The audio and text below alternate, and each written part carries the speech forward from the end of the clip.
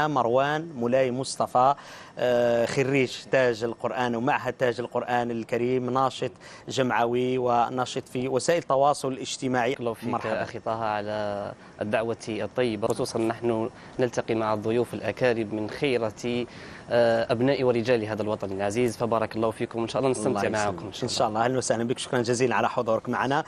الحديث عن الشباب في حضور الشباب أمر مهم جدا، و يعني ثمرات تكون مهمة ويانعة إذا كان اتخاذ القرار في حضور الشباب، وإذا كان الحديث عن مشكلاتهم وعن قضاياهم في حضورهم ونحن في حضرة الشباب. مروان، كيف ترى وأنت شاب في مقتبل العمر، ما شاء الله حسب ما ذكرت تقدم الكثير في العديد من الجوانب، هي طاقة، هي كفاءة، هي يعني رؤية بعيدة المدى إلى غير ذلك مما يكتسبه مروان. كيف تعيش هذه المرحلة وكيف ترى دورك في هذه المرحلة؟ طبعا أخي طه، سؤال مميز جدا. حينما نتحدث عن الشباب فنحن نتحدث عن من يبني الحاضر ومن يبني المستقبل، لأن الشباب أعتقد هم في فترة حاسمة. هذه الفترة الحاسمة تتميز بالعطاء، تتميز بالحيوية، تتميز بالأمل، بالتفاؤل. الشباب هم ذروة العطاء.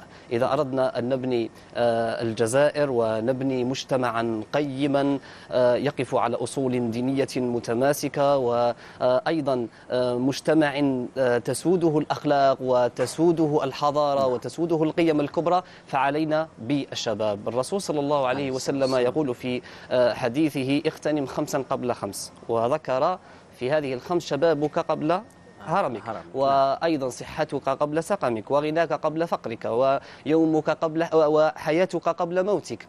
فمن خلال هذا الحديث يتبين أن الشباب هم عمود المجتمع. لكن كيف نبني الحضارة؟ من خلال أن إدخال إدخال الشباب أنفسهم في عدة أمور، من بينها القرارات المجتمعاتية، القرارات التربوية، القرارات المصيرية التي تحكم البلدان والتي تعكس فكرهم وتعكس أيضا مستقبلهم وتعكس أيضا آمالهم. اليوم الشباب يطمح لمستقبله لكي يبني أسرة، لكي ربما يتزوج، ولكن كيف ذلك إن فاتت هذه الفترة، فترة الشباب؟ اليوم نلقى الشباب ربما في الحياة الجامعية، لأنه يجب أن نتحدث عن الواقع. كيف يكون الشباب أو كيف يصنع الشباب مستقبلهم؟ من خلال أول شيء من خلال الحياة الجامعية، يصنع القرار من خلال التطوع، الأعمال التطوعية، الجمعيات. والأستاذ حاضر هنا ويعرف كثير دور الشباب في الحياة المجتمعية من خلال الجمعيات الوطنية. أيضا إذا أردنا أن نبني المجتمع، على الشباب أن يبني يعني مؤسسات ثقافية، وأن يعني يصل نفسه بالمجتمع من خلال هذه الأمور. جميل جدا، بارك الله فيك. سنعود إلى المسار، سنعود أيضا إلى بعض الأعمال التي يتميز بها مروان، طبعا لندرك أن الشباب ليس فقط هكذا حديث أو تنظير، ولكن هي أعمال، هي بصمات لابد أن توضع في المجتمع وفي خدمة الوطن أيضا. مروان هو نموذج لما كنا نتحدث عنه. مروان لديك الكثير من التخصصات، طبعا لا يتسع وقتنا للحديث عنها، من الجانب الاجتماعي وهو أمر مهم جدا، العمل الاجتماعي والجمعوي إلى غير ذلك. وتحدث أيضا عن الرغبة في المشاركة في المنافسات، خاصة المنافسات القرآنية، وتاج القرآن نموذج لذلك. مجالكم الأكاديمي في التعليم إلى غير ذلك، فما شاء الله هي مجموعة من الرغبات. كيف فقط أود أن تقدم هكذا نصائح، إرشادات انطلاقا من الواقع الذي تعيشه، التجربة التي تعيشها، إلى شباب اليوم، كيف يستطيع أن يعني أن يتحدى الواقع رغم كل ما ذكرناه من بعض التحديات الموجودة، وأن يصنع واقعا إيجابيا في مجتمعه؟ طبعا أخي طه، يجب على الشباب اليوم أن يتحدى الواقع نتاعو مهما كان الواقع ومهما كانت ربما العوائق والمطبات والمشاكل التي تؤرقه، لكن كل الأبواب مفتوحة. حينما نجد أن اليوم المؤسسات المسجدية، المساجد مفتوحة، حتى دور الزوايا اليوم في يعني ترسيخ الخطاب الديني المعتدل، وأيضا في تعزيز الوحدة الوطنية، وأيضا في لم الشباب وفي توجيههم وفي وفي إرشادهم، فهذا منبر من المنابر التي يجب أن يوجه لها الشباب. كذلك أيضا حينما نتحدث عن الحياة الجامعية اليوم أخي طه، حينما الشباب يبتعد عن تأسيس النوادي وربما أن يتقدموا إلى صناعة القرار في الحياة الجامعية، فكيف لهم أن يصنعوا القرار بعد الحياة الجامعية مع أسرهم، مع عائلاتهم، مع أزواجهم، مع أولادهم؟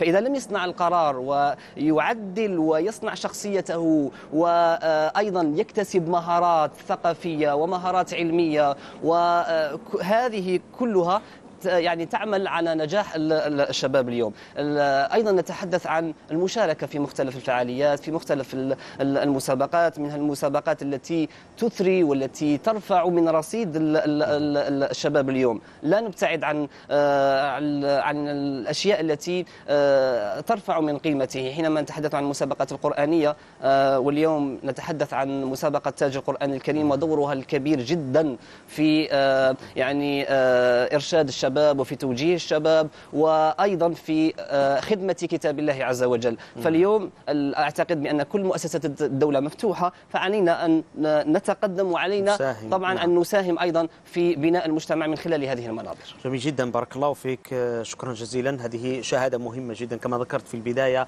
من شاب يعني يعمل ويجسد قبل أن ينظر ويتحدث. فهذا أمر مطلوب جدا في مجتمعنا اليوم مع تحديات العصر. تكملة لما قالته الأستاذة الكريمة، أنا أقول في جملة: الشباب اليوم أنت بحيويتك، بعطائك، يعني بشخصيتك، عليك أن تقبل على الحياة، لأن إذا فات هذا السن أعتقد بأن سيكون من الأمر يعني صعب جدا. هي مرحلة تمضي سريعا، فيجب علينا أن نغتنم حقيقة الاغتنام. شكرا جزيلا أستاذة مريم. نستمع إلى آية قرآنية إن قبلتم أن أقترحها في قول الله تبارك وتعالى: يا أيها الذين آمنوا اتقوا الله حق تقاته ولا تموتن إلا وأنتم مسلمون واعتصموا بحبل الله، إلى آخر الآية التالية. موافق مريم؟ إن شاء الله. تفضل. أعوذ بالله من الشيطان الرجيم. بسم الله الرحمن الرحيم.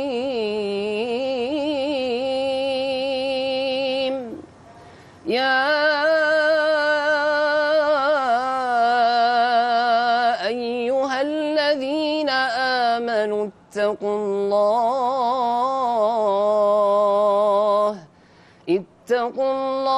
حق تقاته ولا تموتن إلا وأنتم مسلمون. تفضل مريم.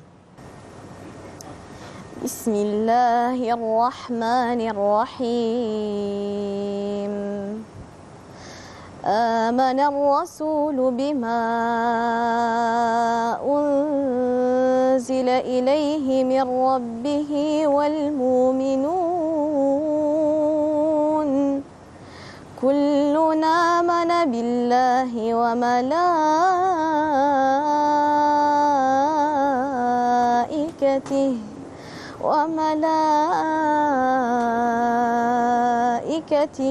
وكتبه ورسله لا نفرق بين أحد من رسله وقالوا سمعنا وأطعنا غفرانك ربنا وإليك المصير.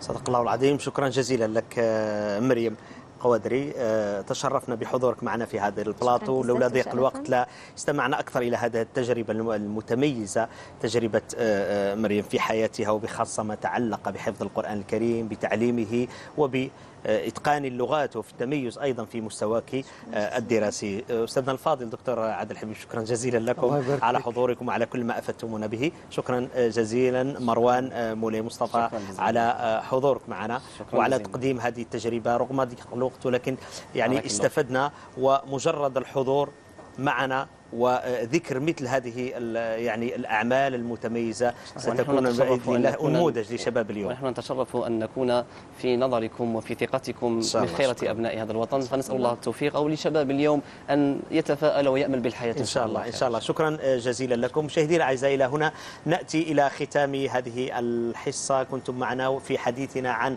خيرية هذه الأمة، تحدثنا عن خيرية